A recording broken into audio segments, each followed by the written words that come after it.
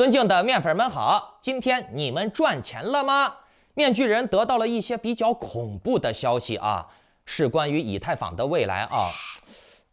对于以太坊的未来，不确定性还是很高啊。我看到了一篇报道啊，讲得很有道理，但是呢，内容却让我的心拔凉拔凉的。来，你们仔细听好了啊，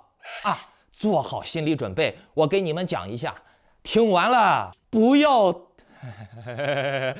在我说之前呢，请检查一下你们是否打开了屏幕下方的点赞、订阅、小铃铛，否则呢，错过了面具人的财经讯息、政治风险预警，而导致你没赚到钱，或者是被政府的恶性政策割了韭菜了，那可不能怪我啊！以后呢，我会在每期节目中间随机说一个数字，你们听到了以后在留言区回复这个数字，包括你的狐狸钱包地址啊，也有可能是我忘了说数字啊，那就是没有数字，我就会从答对的人当中抽取1名，直接给你转账奖钱。那顺便把今天的这个节目转发分享到3个平台以上，截图发送到我的邮箱啊，转发到 Twitter 呀、Facebook 呀、Telegram 群呀都行，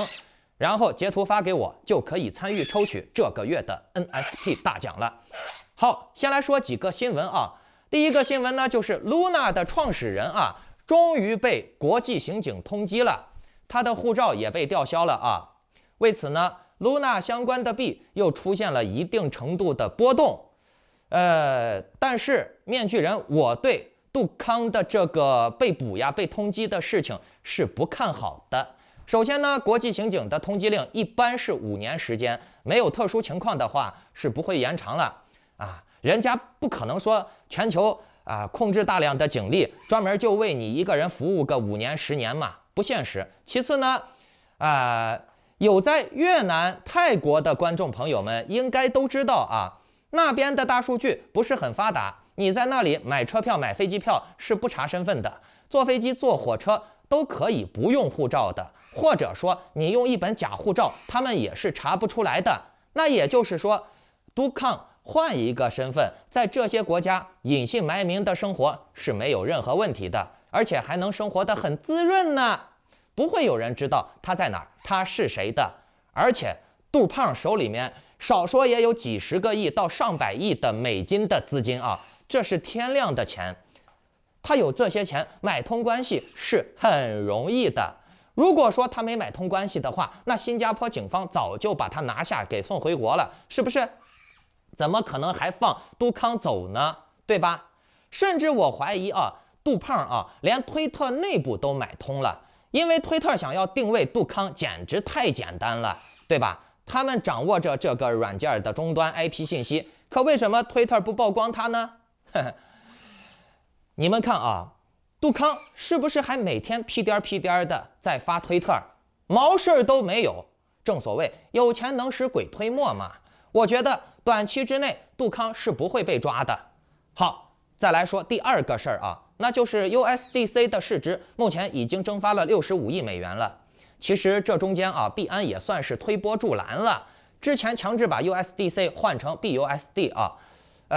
这种行为我不知道是否违反了商业竞争法那 USDC 的市值蒸发也导致很多网友们可能会惊慌其实我觉得不用慌USDC 是有实质抵押的，不会出太大的问题的。如果你实在心慌，你可以把一部分 USDC 转换成 USDT 之类的，或者是变现毕竟这个鸡蛋不要放在一个篮子里。好，我们现在要来讲重点了那就是关于以太坊 2.0 的质押呀、上海升级的问题。大家都知道，以太坊 2.0 的升级是可以质押32个以太坊的，然后呢拿一个高利息嘛。但是现在有一个问题现在以太坊项目方的一个奇怪的行为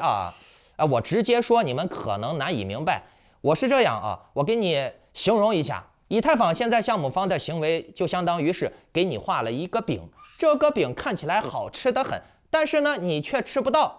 目前以太坊 2.0 质押的收益你是拿不到的，不能解锁的。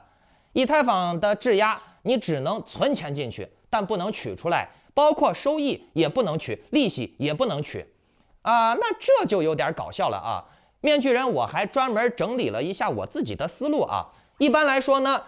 质押它有锁长期的和不锁长期的。那锁长期的收益一般就高一些嘛，但是区块链项目里面的质押大部分都是可以定期提取收益的，短的有每天都可以收获利息的，长的呢有3天一次、1周一次的，甚至1个月收获一次的，1个月基本上就是最长的了啊。但是无论时间长短，他们都是可以在定期的时间段拿到收益的。不过以太坊的这个质押，它把收益和利息也是锁仓的，你的本金还是锁仓的，所以呢，它目前无论是本金还是利息，它都是不给你拿的。那这样的话就有点不合理了啊。目前呢，官方的态度也比较消极，比较怪异。项目方已经明确的表示了，在未来的2到3周内不会针对解锁的问题展开会议讨论的。也就是说，他们短期是不想提、不想解决这个问题的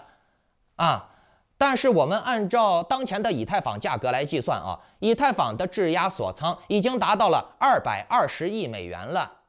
质押了这么多的以太坊。不过呢，任何收益都不能被提取，除非项目方添加取款功能、解锁功能。那么这种行为也就印证了面具人我说的，区块链项目什么去中心化呀啥的都是骗人的啊！项目方想让你活就让你活，想让你死你就得死，而且还有杜康的前车之鉴，你们就可以想象一下啊！就算以太坊爆雷了，把全部的人都收割了，都坑了，哎，那以太坊的老板又不在美国，你把他砸也砸不了，是吧？但是我觉得以太坊应该是不会走到这一步的啊。毕竟呢，以太坊联合做庄的那些人涉及的面都比较广，牵扯的人也比较多，有很多大老板都参与其中，有 Coinbase、海妖、赵长鹏、币安等等等等。如果以太坊要硬爆雷的话，那这些人都得进局子。所以呢，这块我倒不是很担心。不过我是觉得以太坊项目方啊，还是跟我之前的几期节目说过的一样，他们非常的不自信。因为他如果自信的话，他就没必要强制锁你的钱了啊，他就让你自由流通、自由买卖呗。他为啥是不敢呢？就是因为他不自信嘛，对吧？而且我还发现了一个关键点啊，那就是刚才咱们说过的，以太坊按照当前的价格计算，它的这些质押的金额是220亿美元。当前的价格，行，我就算高一点啊，你算它质押的这些均价是1500美金好了。我认为啊，这1500美金是以太坊的价值锚了啊，锚是什么意思？也就是它的价值定位在这个范围，也就意味着以太坊以后的价格，至少啊，在它解锁功能出来的前后，它的价格必然是不会比这个金额高太多的，因为没有买单，没有足够的资金量支撑，而且还有很多质押的利息产生的泡沫。你们可以想象一下啊。以太坊自己裤裆里面出了很多货啊，都是这个价位，均价锚定就在这儿了，而且他现在强行锁仓，就是对价格的不自信，因为他知道，不锁的话，让大家都能挖题卖的话，它的价格还会持续下行。他现在锁仓啊，还有另外一个目的，就是为了闷杀、抽干市面上所有以太坊的流动性。闷杀，杀死这些散户，等散户们都被闷杀的差不多了以后，然后呢，他再拉盘炒作，以太坊项目方再把自己的币高价的卖给这些被炒作引流来的接盘侠，比如拉到个2000、2500，这都是有可能的。次一点呢，拉到个1500、1600、1700、1800，哎，我们现在有好消息了，怎么样了？来，你们买吧。反正呢，你们买的币啊。是没有散户跟项目方竞争的，散户们的币都割的差不多了，现在你们能买到的，哎，就是项目方自己裤裆里面的币，懂了没？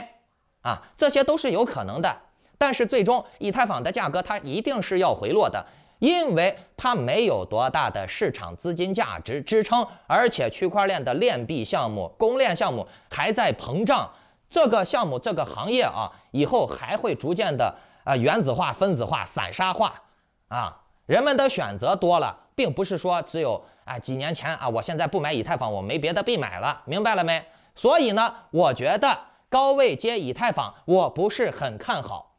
有人如果在1700、2000美金左右被套牢的，那解套机会还是有的啊。但是追高，我不认为是好的选择。